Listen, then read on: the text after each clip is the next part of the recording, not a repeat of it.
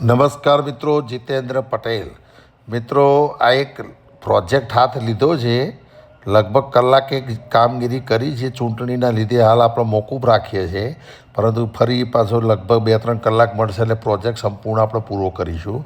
અહીં લિંક ઉપર જેવું મિત્રો તમે ક્લિક કરો ને એટલે સીધું શાળા લોગિન આવી જાય. હવે શાળા લોગિનની અંદર આપણે જે પણ પાસવર્ડ રાખેલો હોય, સપોઝ મેં અહીં જે પાસવર્ડ રાખ્યો છે તો હું પાસવર્ડ નાખું છું. પાસવર્ડ નાખીને તમે લોગિન થશો આ રીતે. એટલે તમને પગાર બિલ માટે અહીં જુઓ, તમે હોમ પેજ ઉપર જુઓ. મેં મોબાઈલની અંદર રેકોર્ડિંગ ચાલુ છે એટલે સ્ક્રીન કદાચ નાનો દેખાતો છે. કમ્પ્યુટરની અંદર બહુ બેસ્ટ આનું તમને બતાવશે એમ પરિણામ. હવે જો પગાર એન્ટ્રી, વાર્ષિક રિપોર્ટો, પત્રકો અને સેલરી સ્લીપ. તો આ રીતે આપણે 3 મેનુ બનાવેલા છે. સપોઝ મેં સેલરી સ્લીપ ઉપર ક્લિક કરી અને અહીં હું કર્મચારીનો આઈડી નાખું. સપોઝ મેં અહીં કર્મચારીનો 101 નાખ્યો. હવે મારા કયા મહિનાની એની સેલરી જોઈએ છે તો એ 12 મહિના આપેલા છે. હવે સપોઝ મારે એપ્રિલ મહિનાની સેલરી જોઈએ છે તો અહીં ફક્ત તમે એના અંદર માસિક સ્લીપમાં જશો તો એ કર્મચારીની એપ્રિલ મહિનાની અંદર આ રીતે A4 સાઇઝના પેજ ઉપર સરસ મજાની કમ્પ્લીટ ટેબલ સ્વરૂપે એની પગાર માસિક મળી જશે. હવે તમને એમ થયું કે આ જ કર્મચારીનો વાર્ષિક મારે પગાર જોઈએ છે, એમ 12 મહિનાની એન્ટ્રી જોઈએ છે, અથવા તમે જેટલા મહિનાની એન્ટ્રી મારી હોય એટલા મહિનાનો ઓટોમેટિક આવશે. તમે વાર્ષિક કુલ સ્લીપ ઉપર ક્લિક કરશો મિત્રો એટલે અહીં માસિકની જગ્યાએ અહીં જો માસિક પગાર સ્લીપ લખ્યું છે એની જગ્યાએ વાર્ષિક પગાર પત્રક આવી ગયું, બરાબર. તો એનો કુલ વર્ષનો કેટલો બેઝિક થયો ટોટલ, એનો કુલ કેટલું DA થયું, કેટલું HRA થયું, મેડિકલ થયું, એરિયસ થયું, બધું બતાવશે. તો આ રીતે સેલરી સ્લીપની અંદર આપણે 2 ઓપ્શન રાખ્યા છે, માસિક સ્લીપ અથવા વાર્ષિક સ્લીપ.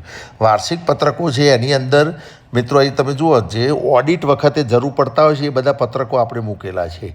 માની લો કે ઓડિટની અંદર બેઝિક માટેનું જોઈએ, આખા બધા કર્મચારીનો બેઝિક, અથવા તમે જુઓ 3 ઓપ્શન અહીં આપણે ભાગ પણ પાડ્યા છે.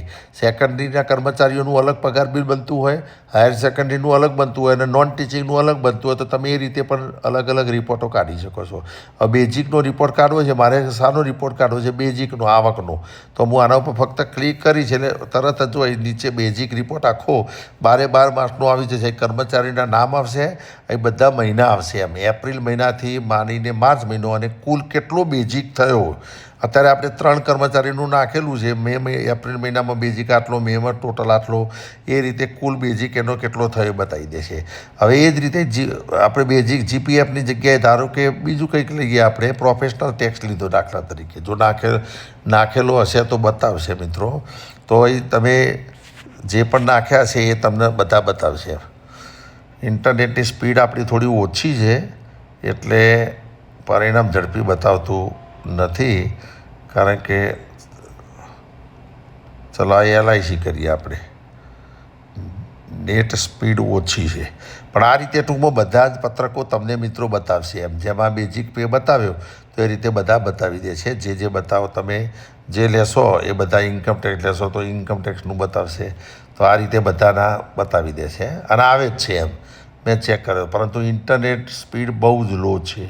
હવે એ જ રીતે માની લો કે તમારે જાવક જે હોય, અહીં ઇન્કમ ટેક્સ જાવક છે, બરાબર. તો અહીં તમે જો, હા આપણે બેઝિક કર્યો હતો ને એની જગ્યાએ આપણે DA કરીએ. ચલો, કારણ કે આવકના ઉપર દબાવતા હતા અને હેડ બદલતા હતા પેલો.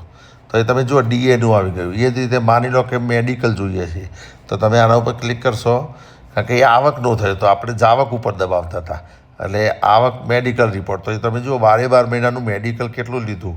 પારસભાઈ ડબગર એપ્રિલમાં 1000, જીતેન્દ્રભાઈ 1000, એ રીતે બધા કર્મચારીનું આવી જશે કુલ કેટલું મેડિકલ થયું.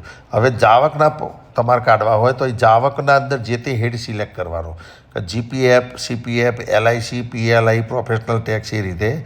દાખલા તરીકે મારા સેકન્ડરીના અંદર પ્રોફેશનલ ટેક્સ કાઢવો છે બધાનો, અને હું જાવક ઉપર દબાવું તો એ તમે જુઓ જાવક ઉપર દબાવી તો લખાઈને આવી ગયું પ્રોફેશનલ ટેક્સ રિપોર્ટ સેકન્ડરીની અંદર. અહીં જુઓ એપ્રિલ મહિનામાં 200 રૂપિયા, એ રીતે જેનો જે કપાયો હોય તો એ રીતે બતાવે.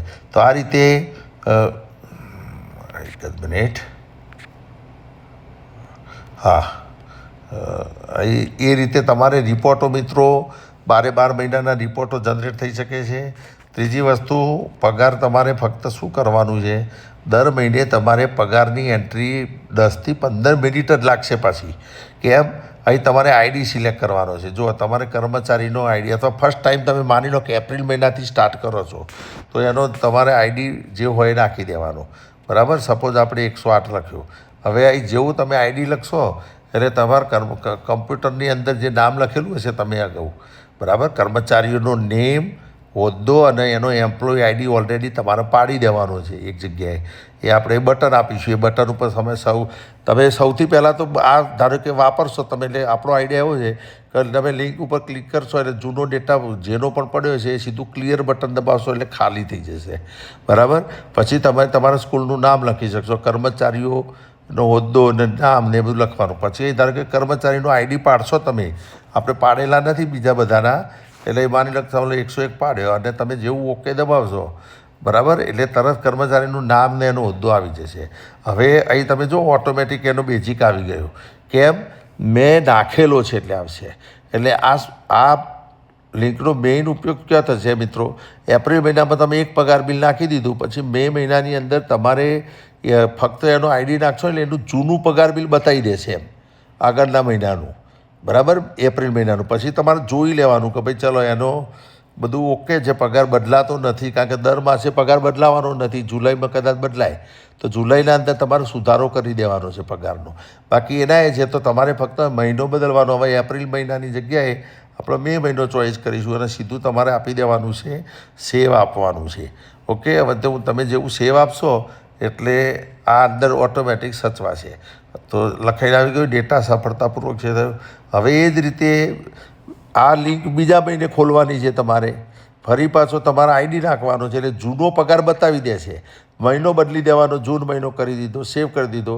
તો આ રીતે હું માનું છું ત્યાં સુધી માની લો કે તમે 50 કર્મચારીઓનો ડેટા નાખવા બેઠા છો, તો જૂનો ડેટા જો નાખવાનો હશે તો ફક્ત 50 વખત આઈડી નાખવાના થશે અને પગાર ચેક કરી લેવાનો છે, ઓકે આપવાનો છે બરાબર. કદાચ કોઈનો બદલાતો હોય, માની લો કે એરિયસ આવી તો એરિયસના ખાનામાં તમારે એરિયસ લખવાનું છે.